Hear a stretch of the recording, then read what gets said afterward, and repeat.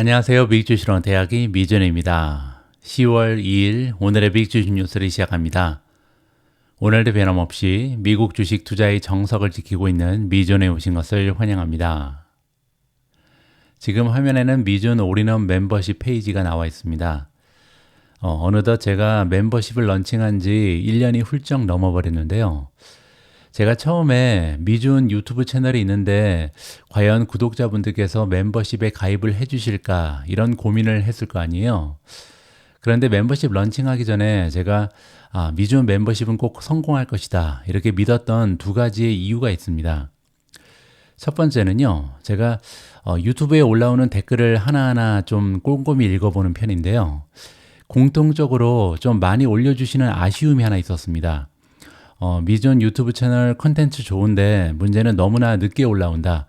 실시간으로 알고 싶은 뉴스가 너무나 많은데 이 뉴스를 접할 쯤 되면 좀 지나치게 시간이 좀 흘러있는 상황이다. 이렇게 좀 불만을 토로하시는 분들이 계셨거든요. 그래서 여기에서 이제 아이디어를 얻었죠. 그래서 제가 만약에 멤버십을 운영하게 되면 저는 지리적으로 좀 이점이 있습니다. 왜냐하면 영국에 살고 있기 때문에 제가 깨어있는 시간에 미국 증시가 열리거든요. 그래서 열심히 뉴스가 올라오는 대로 실시간으로 올려드릴 수 있겠다, 공유해드릴 수 있겠다, 이러한 한 가지의 장점을 좀 나름대로 생각을 해봤고요. 두 번째로 좀 긍정적인 부분은 뭐였냐면요. 제가 아무리 열심히 미준 유튜브 채널을 운영하더라도 하루에 많아야 5개에서 6개 정도의 기사를 공유할 수가 있습니다. 여러분들 잘 알고 계신 것처럼 미준 방송은 굉장히 길잖아요. 30분 이상 방송이 되고 때로는 40분 이상 굉장히 긴 분량이 여러분들께 전달이 되는데요. 그래도 잘해야 한 6개에서 7개 정도 가능합니다. 그런데 제가 하루에 읽는 기사의 수는 30개가 넘어가고요. 또 미준 멤버십을 통해서는요. 최소 하루에 한 15개 정도의 기사를 여러분들과 공유하고 있거든요. 그래서 제가 볼 때는 아무래도 방송에서 나가는 기사는 굉장히 제한적이죠. 미국의 거시적인 영향, 거시적인 상황에 대해서는 한두 개 정도 여러분들에게 공유를 해드리고 있고요. 주식 종목에 관련된 기사는 많아야 하루에 한 4개 정도가 나갑니다. 그 얘기는요, 충분히 전달을 해드리지 못하고 있는 거죠. 따라서 멤버십에 가입하시면 아무래도 다양한 종목의 뉴스를 실시간으로 받아보실 수 있으니까 충분히 승산이 있겠다. 그렇게 해서 제가 미준 올인원 멤버십을 런칭하게 됐습니다. 참고로 한 달에 45,000원 밖에 안 하니까요. 가입을 한번 고려해 주시면 좋겠다라는 말씀을 드리고요. 오늘 이런 말씀을 왜 드리냐면요. 어제 미준 유튜브 채널 댓글에 이런 글이 올라왔습니다. 정경희님께서 남겨주신 글이고요. 안녕하세요. 제가 예전에 시각장애인이라고 밝혔습니다. 유튜브나 카톡 문자는 핸드폰 기능으로 사용할 수 있지만 지금 쓰고 있는 댓글은 옆에 계신 선생님 도움으로 올리고 있답니다. 미준 멤버십을 가입하고 싶지만 정보를 소리로 읽어주지 않고 문자로 올려주신다면 저는 볼 수가 없어요. 초이스스탁이나 알파픽처럼 여러 곳을 찾아다니며 정보를 찾는다면 그런 기능도 저는 도움을 받을 수 없어요. 혹시 미준 멤버십이 유튜브처럼 말로 읽어주시나요? 한 번도 사용하지 못하고 궁금한 점이 있어 직접 문의드립니다. 감사합니다. 라고 소중한 댓글을 남겨주셨습니다. 이 글을 읽자마자 제가 아차 싶었습니다. 왜냐하면 요즘에는 기술력이 너무나 빨리 발전하고 있어서요. 사실 웹페이지 나와 있는 모든 문자의 메시지들을 여러분들께서 음성으로 이미 습득하실 수 있는 기회가 마련되어 있거든요. 그래서 오늘은 이 부분에 대해서 잠깐 설명을 드려야겠다라고 생각을 했습니다. 여러분들 브라우저 어떤 거 쓰시는지 모르겠습니다. 보통은 전 세계 지금 90% 이상의 인구가 구글의 크롬을 쓰고 있잖아요. 저 역시도 예전에는 크롬을 썼습니다. 근데 최근에는요, 여기 나와 있는 마이크로소프트의 엣지로 갈아탔거든요.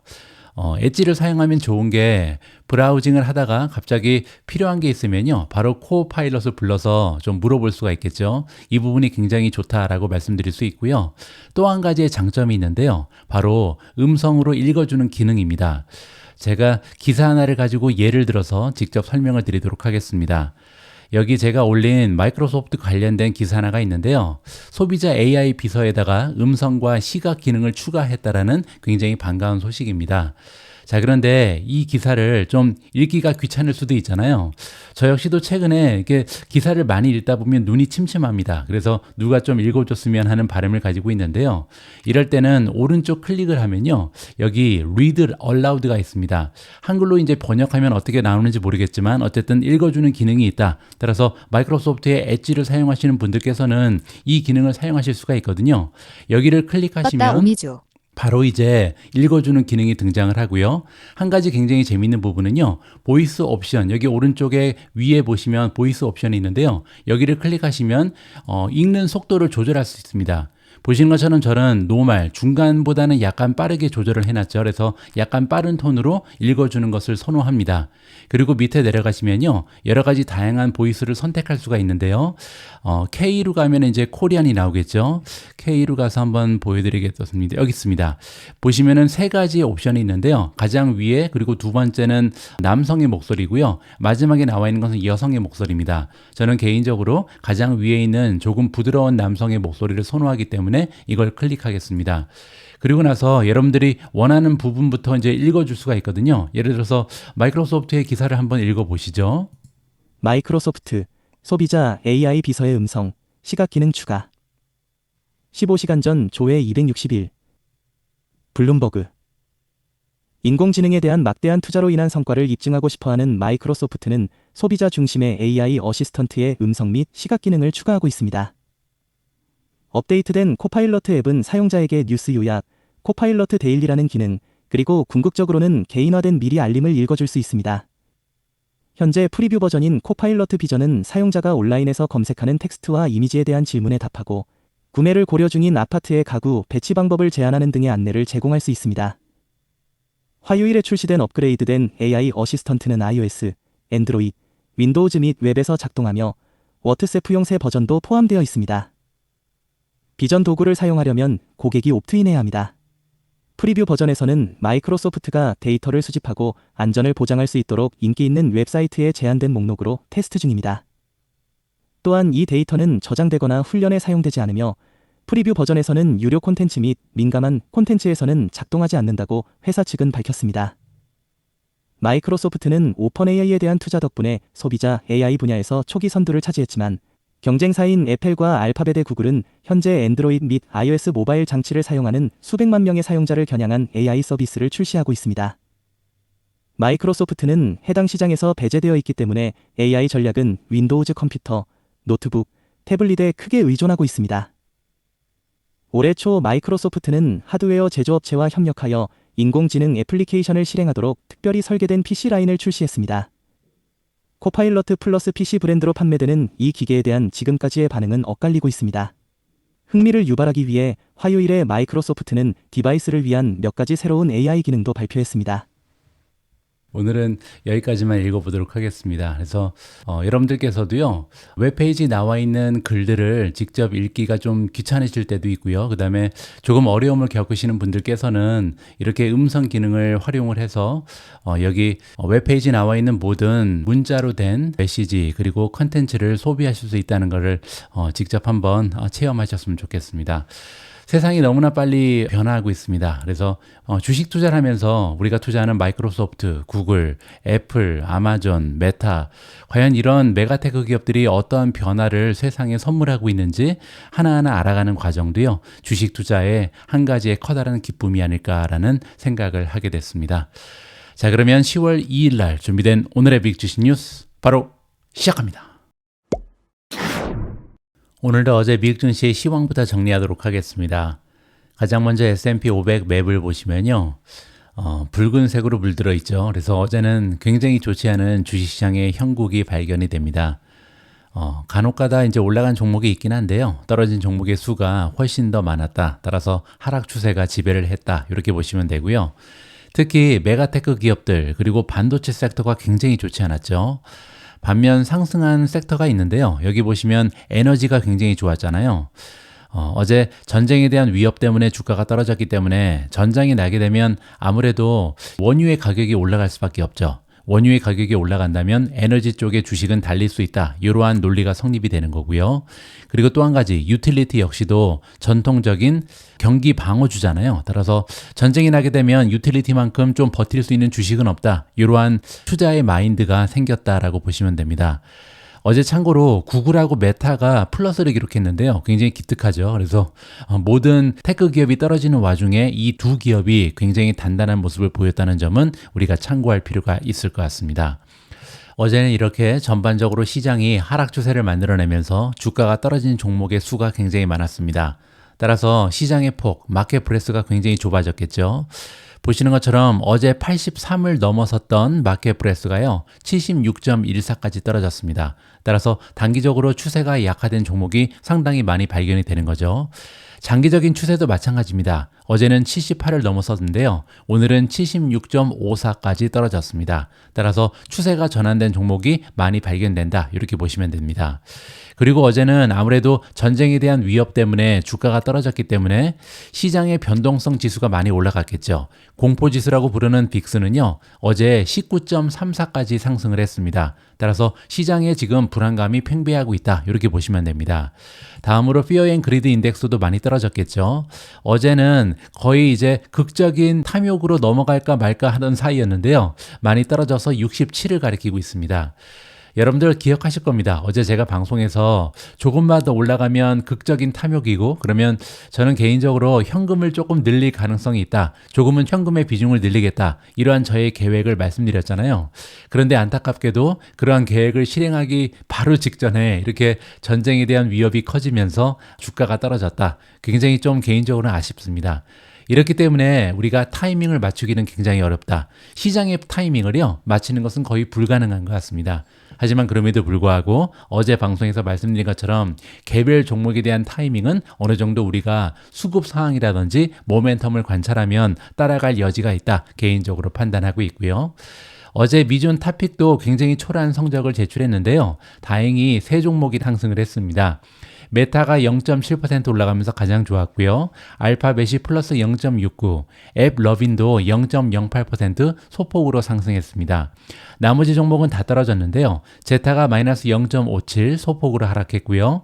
TSMC가 마이너스 0.92, 우버 마이너스 1.2, iShares Russell 2000 ETF가 마이너스 1.36, 테슬라 마이너스 1.38, 팔란티어 마이너스 1.99, 마이크로소프트 마이너스 2.23, AMD가 2.64% 하락했고요. 브로드컴이 마이너스 2.92, 비트코인이 마이너스 3.43, 엔비디아 마이너스 3.66, 디렉시온 데일리 스몰캡 불3 타임즈 ETF가 마이너스 4.26, 마지막으로 B2가 5.68% 떨어지면서 대체적으로 하락 추세가 모든 섹터를 지배했다. 이런 식으로 마무리가 가능합니다. 어제는 사실 이란이 이스라엘 쪽에 미사일 공격을 개시하지만 않았다면 미국 증시 분위기는 굉장히 좋았을 가능성이 높습니다. 왜냐면요. 졸츠 리포트가 발표됐는데 일자리 수가 3개월 만에 최고치를 기록했다라는 굉장히 긍정적인 뉴스가 전해졌거든요. 이 부분 한번 살펴보시죠. 8월 미국 내 구인 일자리가 3개월 만에 최고치를 기록했는데요. 이는 인력 수요 둔화를 나타내는 다른 데이터와 상반되는 현상이다. 따라서 일자리가 늘었을 거라고 생각하는 사람이 별로 없었죠. 하지만 어제 졸츠 리포트에 따르면 일자리가 3개월 만에 최고치를 기록할 정도로 굉장히 좋은 추세가 발견됐습니다. 노동통계국에서 화요일에 발표한 구인 및 노동 회전율 조사, 우리가 잡 오프닝즈 앤 레이버 턴오버 서베이라고 부르는 건데요. 줄여서 졸츠죠. 졸츠에 따르면 2009년 이후에 가장 큰 폭으로 증가한 건설업 채용, 그리고 주 및 지방정부 부분의 증가에 힘입어서 8월 구인 일자리 수는요. 7월에 771만 개에서 804만 개로 증가했다라고 합니다. 그런데요, 블룸버그가 집계했던 경제학자들의 설문조사의 중간 추정치는 769만 개의 일자리를 예상했거든요. 따라서 예상치보다 훨씬 더 많은 일자리가 창출됐다. 이렇게 보시면 되겠죠. 여기 보시면요, 일단 첫 번째로 건설업 채용이 많이 늘었다. 이 부분은요, 제가 볼 때는 금리 인하랑 관계가 있는 것 같습니다. 금리가 인하되게 되면요, 아무래도 가장 먼저 반응을 하는 게 모기지잖아요. 모기지의 이윤이 떨어지게 되면 아무래도 건설업이 조금 더 활성화될 가능성이 높다. 이러한 기대감이 올라가는 것 같고요. 또 한 가지는 지방정부 그리고 주정부에서 사람을 많이 뽑는 것 같은데요. 이 얘기는 지금 정부에서 좀 일자리를 늘리기 위해서 노력하는 것이 아닌가, 대선을 앞두고 한 가지의 전략이 아닌가, 이렇게 우리가 의심을 해볼 필요가 있겠죠. 그런데 동시에 고용률은요 3.3%로 하락하면서 팬데믹이 시작된 2020년을 제외하면 2013년 이후 가장 낮은 수치를 기록했다고 합니다. 고용률이 3.3%라는 것은요, 많은 기업들이 채용을 하고 있지는 않다는 거죠. 그 얘기는요, 일부 기업들이 많은 사람들을 채용하고 있지만 전반적으로는 채용을 좀 줄였다, 이렇게 보시면 되겠습니다. 특히 소매업 그리고 운송, 창고가 가장 큰 감소폭을 기록했다. 따라서 지금 리테일 쪽이 좋지가 않다는 것을 우리가 확인해 볼 수가 있는 거죠. 이 보고서에 따르면요, 해고율도 가장 낮은 수준을 유지하면서 노동시장 상황에 엇갈린 그림을 그렸다. 따라서 지금 경제적으로 그렇게 좋은 상황은 아닙니다. 특히 고용을 하고 있는 기업들의 수는 굉장히 적죠. 하지만 해고율도 낮습니다. 따라서 기업들이 사람을 자를 정도로 상황이 나쁜 것은 아니다. 이런 식으로 우리가 해석을 해볼 수가 있겠죠. 그리고 어제는 공급관리연구소, 우리가 ISM이라고 부르는 기관이죠. ISM 역시도 별도의 보고서를 발표했는데요. 9월에 제조업 활동이 6개월 연속 위축된 것으로 나타났다고 합니다. 이 부분은 조금 부정적이죠. 잠깐 이 기사도 보여드리겠습니다. 여기 그래프를 보시면 계속해서 하향 조정되고 있는데요. 47.2를 찍었습니다. 9월에 미국 제조업 활동은 주문 약세 그리고 고용 감소를 반영하면서 6개월째 위축됐다라고 나와 있고요. 화요일 발표된 공급관리연구소 ISM의 제조업 지수는 47.2를 기록하면서 약세 국면이 지속되고 있는 것으로 나타났다. 제가 여러 번에 걸쳐서 설명드린 것처럼 ISM의 이 지수는요 50이 기준입니다. 한 달에 한 번씩 설문조사하는 거죠. 이 기업에서 일하고 있는, 여기는 지금 제조업 지수이기 때문에 제조업에 관련된 기업에서 일하고 있는 퍼체싱 매니저, 우리가 보통 구매 담당 매니저라고 부르는 사람들한테 물어보는 겁니다. 지난달에 비해서 지금 현재 너희 기업들의 상황이 오히려 호전됐는가, 아니면 지난달에 비해서 상황이 더 나쁜가, 이걸 물어보는 거거든요. 47.2라는 것은 50 이하로 떨어졌기 때문에 지난달에 비해서도 상황이 좋지 않다. 따라서 굉장히 장기간 동안 미국의 제조업 기업들은 상황이 조금씩 오히려 악화됐다. 좋지 않은 소식이죠. 무려 6개월 연속으로 위축되는 상황을 보여주고 있는 좋지 않은 형국입니다. 자, 그리고 그 이유가 이거 설명되고 있죠. 첫 번째로요, 주문 약세. 따라서 많은 기업들이 주문을 받지 못하고 있다. 이렇게 설명이 나와 있는 거고요. 또 한 가지는 고용 감소입니다. 고용 감소는요, 지금 사람을 많이 뽑고 있지 않다. 왜냐하면 지금은 대선이 임박한 상황이기 때문에 조금 더 지켜보는 기업이 많다. 이런 식으로 우리가 이해가 가능합니다.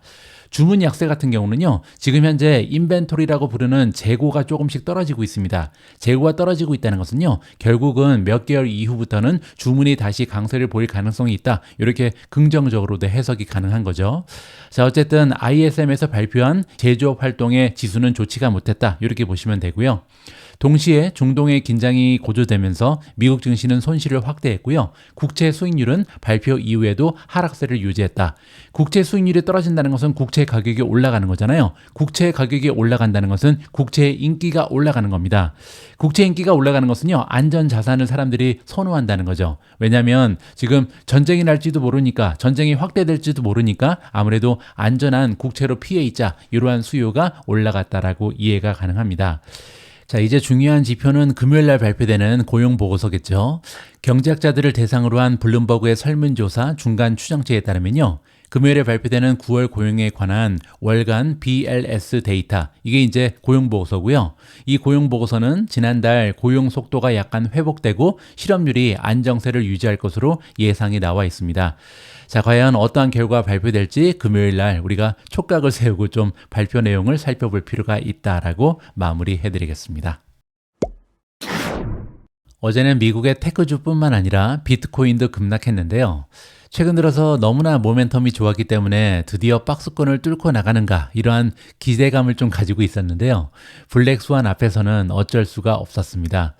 앞에서 말씀드린 것처럼 지금은 안전자산 쪽으로 자금이 이동하고 있잖아요.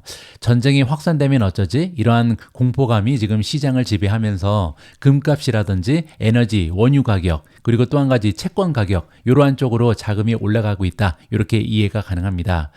자, 그래서 과연 지금 비트코인의 상태는 어떻고 지금이 혹시 매수 기회인가, 이 부분에 대한 기사를 읽어볼 수 있도록 하겠습니다. 화요일 밤에 암호화폐는 하락세를 보였으며 비트코인은요 일반적으로 가장 강한 달 중 하나로 꼽히는 10월에 불안정한 시작을 보인 후 다시 6만 달러 수준으로 떨어졌습니다. 화요일 비트코인은 4% 가까이 하락한 6만 972.62달러로 마감을 했고요. 지금 현재는 6만 1000을 넘어서긴 했습니다. 하지만 아직까지는 많이 떨어져 있는 상황이고요.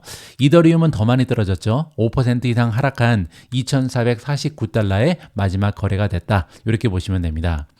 따라서 가상화폐 관련 주식도 화요일 거래에서 하락세를 보이는데요.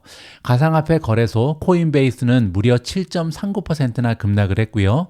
비트코인 프록시, 비트코인을 따라 움직이는 마이크로 스트래티지의 주가는 3.5% 하락했습니다. 제가 볼 때는 마이크로 스트래티지의 주가가 3.5% 하락하는 데 그친 것은요. 코인베이스가 7% 이상 하락하고 또 비트코인 역시도 4% 이상 떨어졌기 때문에 비교적 잘 견뎌냈다라고 칭찬을 해주고 싶습니다.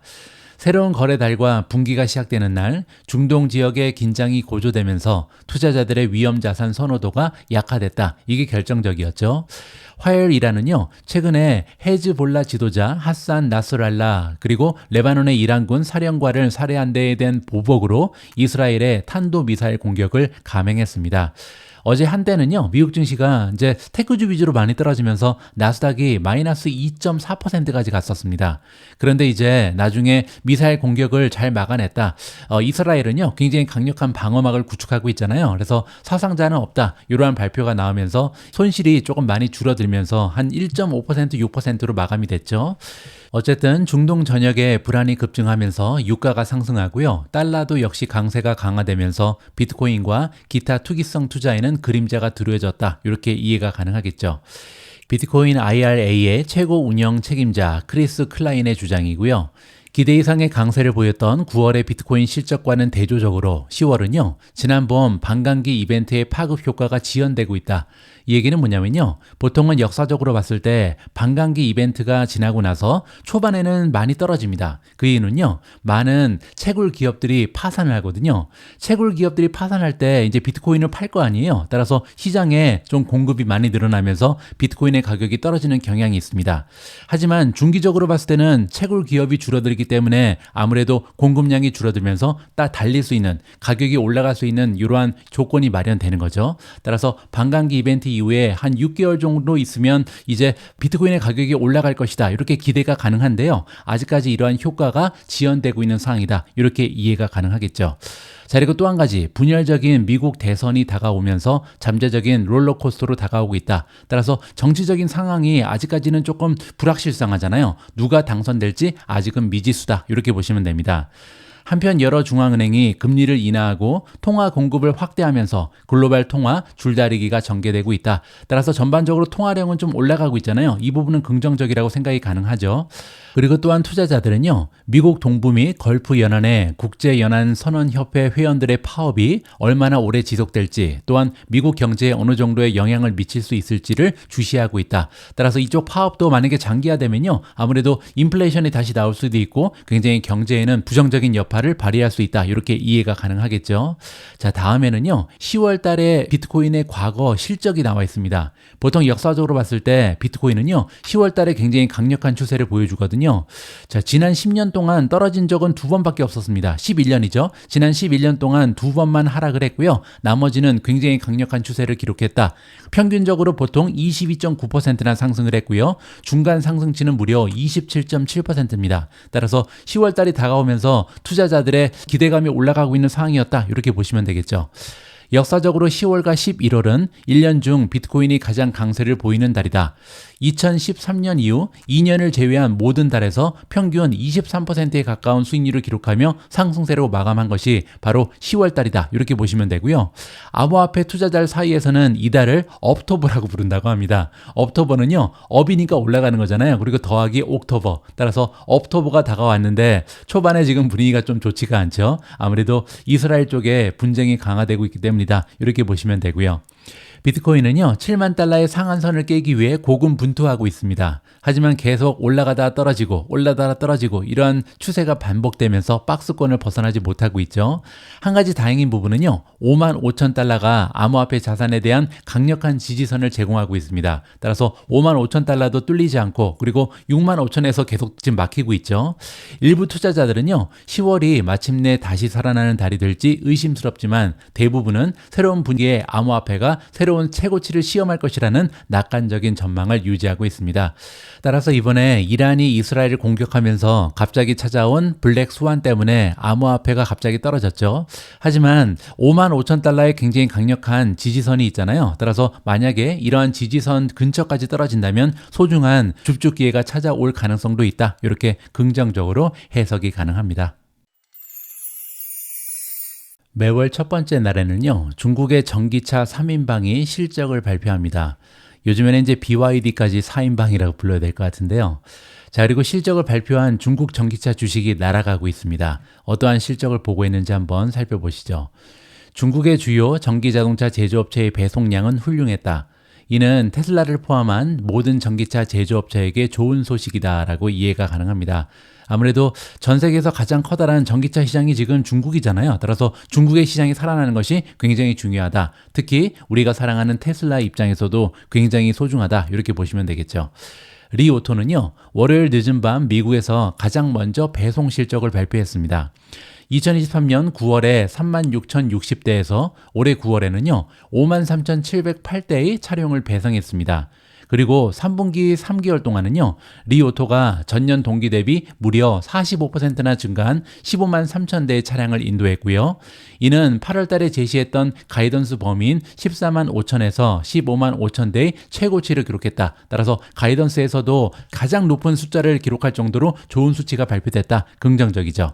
자, 결과적으로 리오토의 주가는요, 해외 거래에서 8.4% 상승했고요. 또한 미국에 상장된 미국 주식 예탁 증서, 우리가 ADR이라고 부르는 거죠. ADR 주식은 화요일에 무려 11.5%나 급등하면서 28.6달러로 마감을 했습니다.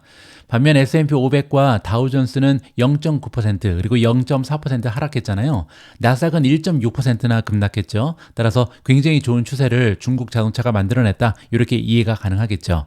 두 번째로 니오입니다. 니오는 9월 달에 21,181대의 차량을 인도했고요. 3분기 전체로는 전년 동기 대비 12% 증가한 61,855대를 인도하면서 9월 달에 제시했던 가이던스 범위인 6만에서 6만 4천 대에 부합하는 실적을 기록했습니다. 니오 같은 경우도 상장 ADR 주식이 5.2% 상승하면서 7달러를 넘어서면서 마감을 했고요. 세 번째로 샤오펑입니다. 샤오펑은 9월 한 달 동안 21,352대의 차량을 인도했고요. 분기 동안은 전년 대비 16% 증가한 46,533대를 인도했습니다. 8월 달에 제시했던 가이던스 범위인 최고치 4만 1000대에서 4만 5000대를 상회하는 가장 좋은 실적을 샤오펑이 발휘했다. 이렇게 보시면 되겠죠. 따라서 샤오펑의 미국 상장 ADR 주식은 5.5%나 상승하면서 12.85달러로 마감을 했고요.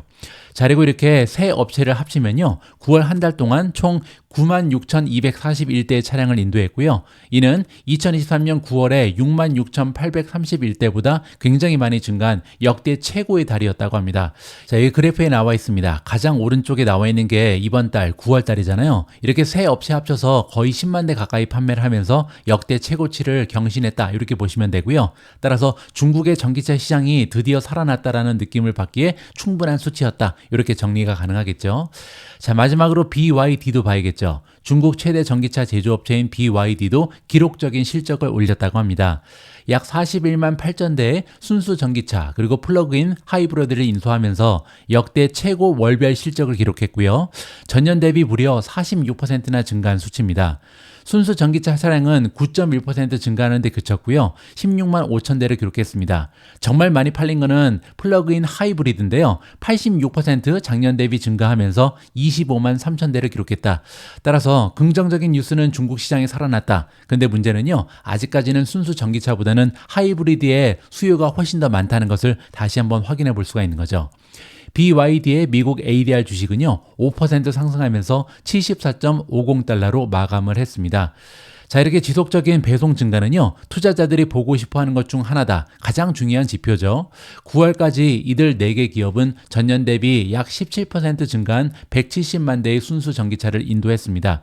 따라서 길고 길었던 전기차의 바닥이 드디어 끝났다. 이제는 작년 대비 무려 17%나 YTD로 증가하면서 좋은 추세를 만들어내고 있다. 이렇게 보시면 되겠죠. 자, 그리고 또 하나, 중국 기업들은 지금 순풍을 달고 있잖아요. 중국의 전기차 주식은 다른 많은 중국 주식과 함께 중국 정부가 경기 부양을 위해 금리 인하 등 새로운 조치를 취한다는 소식에 긍정적으로 반응하고 있다. 따라서 그렇지 않아도 분위기가 좋았는데 이번에 실적 발표가 좋았기 때문에 굉장히 좋은 모멘텀을 타고 있다. 이렇게 이해가 가능합니다. 투자자들은요, 이번 부양책이 향후 전기차 판매량 증가로 이어지기를 희망한다. 경기가 살아나면 아무래도 이미 소비재가 가장 좋은 많은 효과를 받을 수가 있겠죠. 테슬라는요, 최대 전기차 시장인 중국에서 매출의 약 3분의 1을 창출하고 있습니다. 따라서 중국 시장이 굉장히 크다, 중국 시장이 굉장히 중요하다, 이렇게 볼 수가 있는데요. 그럼에도 불구하고 화요일 주가는 1.4% 하락한 258.02달러로 마감을 했습니다. 이러한 하락에도 불구하고 지난 한 달 동안 테슬라의 주가는 약 22% 상승해 있는 상황이고요. 자, 따라서 중국의 경기가 살아나고 있다. 그리고 경기를 계속 부양하고 있다. 거기에 최근에 중국 전기차 주식이 드디어 바닥을 찍고 굉장히 좋은 모멘텀을 발휘하고 있다. 테슬라에도 좋은 소식이 들려왔다라고 우리가 기대를 해볼 수가 있겠습니다. 자, 이렇게 최근에 중국 주식은요, 이란과 이스라엘의 긴장이 고조되건 말건 신나게 달리고 있습니다. 그러다 보니까 댓글에 이런 글이 있었습니다. 미코라는 아이디를 쓰시는 분인데요. 혹시 중국 주식은 전혀 안 하시나요? 라고 질문을 하셨는데요. 여기 관련된 기사 하나를 제가 좀 함께 읽어볼까 합니다. 너무나 뜨거운 중국 주식으로 지금 갈아타야 하는 것이 아닌가, 이러한 질문을 할 수밖에 없는데요. 여기에 관련된 부정적인 의견을 한번 들어보도록 하겠습니다. 과거를 굉장히 자세히 들여다보지만 않는다면 중국은 훌륭한 투자처로 보일 수 있다라고 얘기합니다. 굉장히 좋은 조건들이 많이 뭉쳐 있죠. 왜냐하면 먼저 대부분의 기업들의 주가가 많이 떨어져 있습니다. 따라서 밸류에이션이 굉장히 훌륭하고요. 게다가 모멘텀이 굉장히 뛰어난 주식도 많죠. 최근에는 신나게 달리는 주식이 대부분이거든요. 거기에다가 최근에 중국 정부가 지원책을 발표하면서 분위기가 오히려 더 좋아지고 있습니다. 따라서 굉장히 좋은 투자처로 보일 가능성이 높다. 이렇게 정리가 가능하죠.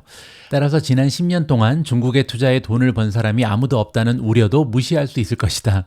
따라서 중국 시장은 전통적으로 너무나 어려운 시장인데 이러한 역사적인 사실도 무시하고 투자할 정도로 지금 너무나 좋아 보인다는 거죠.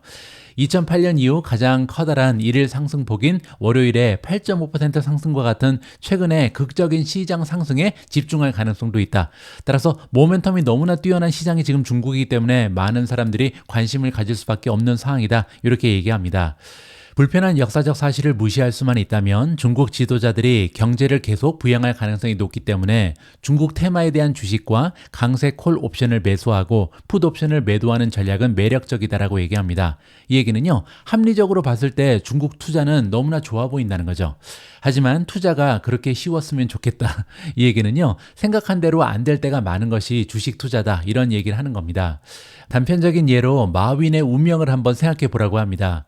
그의 전자상거래 회사 알리바바는요, 오랫동안 중국 중산층의 성장 덕분에 수익을 창출하는 가장 선호하는 방법이었습니다. 최고의 중국 주식이 바로 알리바바였잖아요.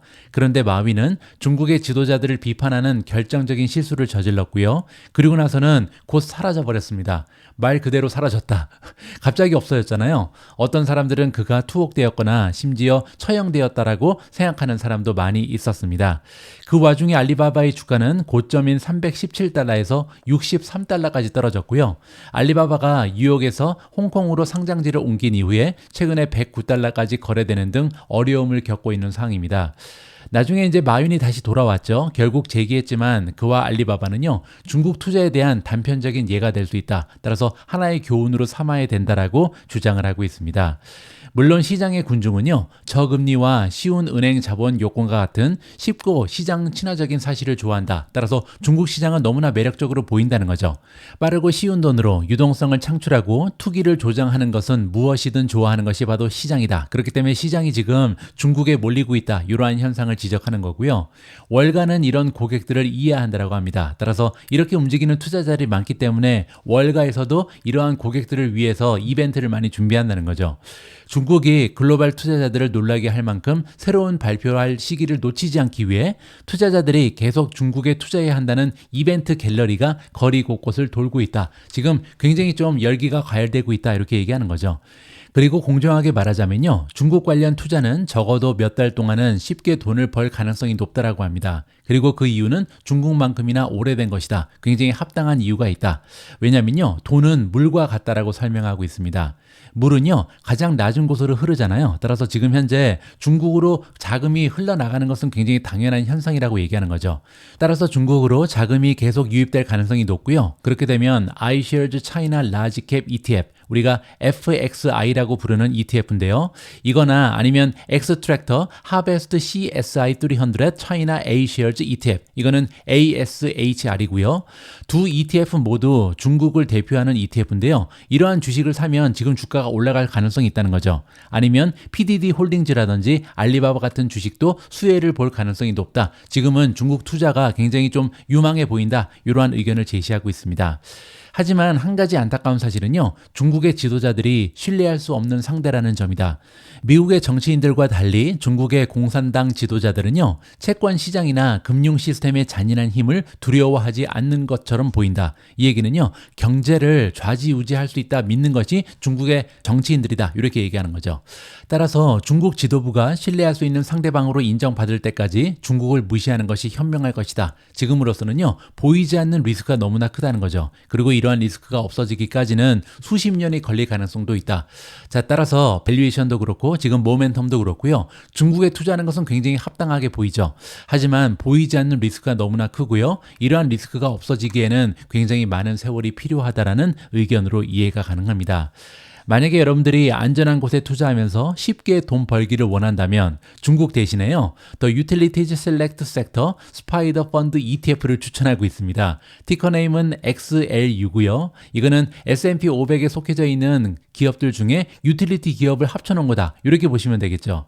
물론 쉽게 돈을 벌 수 있다는 표현은 대단히 대담한 주장이다. 하지만 데이터 센터와 인공지능 네트워크는요. 전기가 없으면 쓸모가 없다라고 설명하고 있습니다. 유틸리티 주식은 수요가 많고요. 유틸리티 경영진은 신뢰할 수 있는 투자 거래 상대로서 오랜 역사를 가지고 있다. 믿고 투자할 수 있는 기업들을 이끌고 있는 사람들이라는 거죠. 미국의 발전소 주식을 분석하는 것은 베이징이나 상하이를 여행하는 투자 여행보다 덜 흥미롭다. 중국에 투자하는 게 훨씬 더 흥미롭다. 지금은 굉장히 익사이팅하다는 거죠. 하지만 중국 지도자들이 투자들 앞에 내건 사탕 발림을 쫓는 것보다 공익 사업이 더 수익이 높을 수 있다. 따라서 단기적으로는 굉장히 좀 매력적으로 보이는 게 사실이지만 중기적인 관점, 장기적인 관점을 볼 때는요. 건강한 미국의 우량주, 거기에서도 지금 인공지능의 수혜를 듬뿍 받고 있는 유틸리티 기업들에 투자하는 것이 훨씬 더 안전하고 현명한 선택이 될 수 있다는 주장입니다. 오늘 마지막으로 준비된 기사는 테슬라 관련된 소식이고요. 일론 머스크가 드론 그리고 전기 항공기까지 도전할 수 있다는 흥미진진한 내용입니다. 어떤 기사인지 한번 읽어보시죠. 테슬라가 전기 드론 그리고 수직 이착륙기 이볼트라고 부르는 거죠. 이러한 시장에 진출할 것이라는 현지 유명 애널리스트의 전망이 등장했습니다. 그 이유는요. 테슬라의 최고 경영자 CEO인 일론 머스크가 소셜미디어와 공식 석상에서 전기 항공 산업에 대한 관심을 드러났기 때문이다 라고 설명이 나와 있고요. 자동차에 이어서 항공기까지 사업 범위를 넓히면서 미래 모빌리티 시장을 이끌기 위한 포석으로 보인다라고 정리가 나와 있습니다. 2024년 9월 30일 월요일 날 모간 스탠리의 애널리스트 아담 조나스는요. 테슬라의 CEO 일론 머스크가 드론 생산을 시도할 것을 암시했다. 이렇게 지금 예측을 하고 있습니다. 어떤 근거가 있는지 한번 들어봐야겠죠. 아담 조나스는요. 머스크의 두 가지 발언에 주목을 하고 있는데요. 우선 머스크는 최신 소셜미디어 X에서 중국과 미국의 드론 격차를 지적한 게시물에 반응을 보였다고 합니다. 중국의 드론 생산 능력은 하루에 2만 대에 가깝지만 미국은 연간 동일한 규모를 생산할 정도로 굉장히 좀 차이가 많이 나 있다. 이러한 비판의 포스팅이었는데요. 여기에 대해서 맞다, 비교할 수도 없다. 이러한 댓글을 직접 달았다고 합니다. 그리고 또한 머스크는요. 지난 7월 2분기 실적 어닝콜에서 전기 항공기를 직접 언급한 적이 있는데요.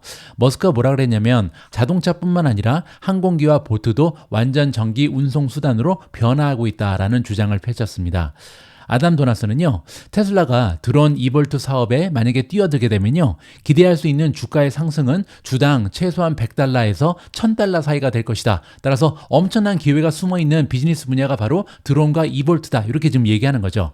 테슬라의 전기 항공기 사업 가능성은요, 이번에 처음 나온 이야기는 아니라고 합니다. 특히 아담 조나스 같은 경우는요, 지난 2021년에 테슬라가 드론 그리고 이볼트 사업 진출을 무시하기에는 해당 분야가 경제적으로 너무나 합리적이다, 이렇게 주장한 바가 있고요. 그런데 테슬라는 작년에요, 미국 특허청에 항공기, 보트, 그리고 장난감에 사용할 수 있는 전기 모터 상표를 출원한 적이 있다고 합니다. 따라서 완전히 가능성은 없는 것이 아니다. 왜냐하면 전기 모터 상표를 이미 출원했다는 것은요, 항공기라든지 보트에 전기로 움직이는 이러한 버전을 만들기 위해서 향후에 노력할 가능성이 높다, 이렇게 기대감을 올려볼 수가 있는 거죠. 자, 그리고 또한 머스크 자신도 전기 항공기용 배터리의 상용화가 이루어진다면 테슬라가 전기 항공기 생산에 도전할 수 있다라고 언급한 적이 있다라고 합니다. 따라서 결국 드론이라든지 전기 항공기가 등장하기 위해서는요, 배터리가 가장 중요할 것 같습니다. 얼마나 빨리 배터리의 성능이 향상될 수 있는가?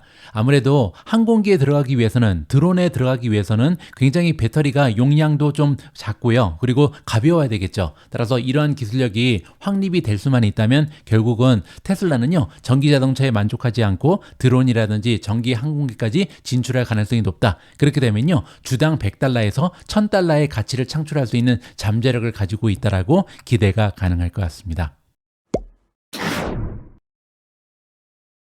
10월 2일 오늘의 빅 주식 뉴스는 여기까지입니다. 제가 사실 오늘 컨디션이 별로 좋지가 않습니다. 그래서 방송의 퀄리티가 떨어지지 않을까 좀 걱정이 됐는데요. 방송 앞부분에서 제가 언급해드린 것처럼 이제는요, 웹페이지를 읽어주는 인공지능이 등장을 했죠. 그리고 사람의 목소리를 입혀서 읽어주는 인공지능도 이미 있다라고 합니다. 이제 얼마나 빨리 상용화가 되는가, 이게 중요할 것 같은데요. 하루빨리 이러한 인공지능이 좀 활성화돼서 제가 좀 컨디션이 안 좋을 때는 인공지능이 저를 대신해서 읽어주는 이러한 시대가 빨리 찾아왔으면 좋겠습니다. 자, 오늘 방송은 여기까지고요. 내일은 컨디션을 회복해서 다시 멀쩡한 모습으로 인사드릴 수 있도록 하겠습니다. 우리 모두가 미국 주식 투자로 은퇴하는 그날까지 다 함께 화이팅입니다. 행복한 하루 되세요. 감사합니다.